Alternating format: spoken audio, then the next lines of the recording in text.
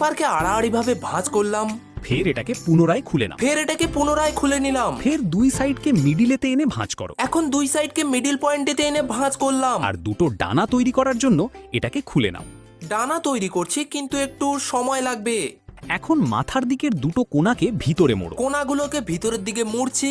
এটাকে উল্টে নিয়ে মাথাকে নিচের দিকে মুড়ে দাও।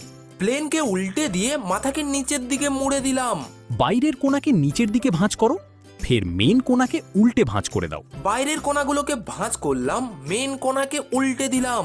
এটাকে ফের উল্টে পিককে নিচের দিকে মুড়ে দাও। আবার উল্টে নিয়ে মেন পয়েন্টকে নিচের দিকে মুড়লাম। হাফ ভাঁজ করো। আচ্ছা, হাফ করলাম।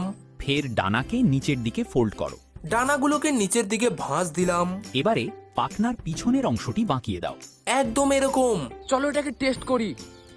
তোমরা কি বাম হাত দিয়ে সাবস্ক্রাইব করতে পারবে? পেপারকে আড়াআড়ি ভাবে ভাঁজ করো।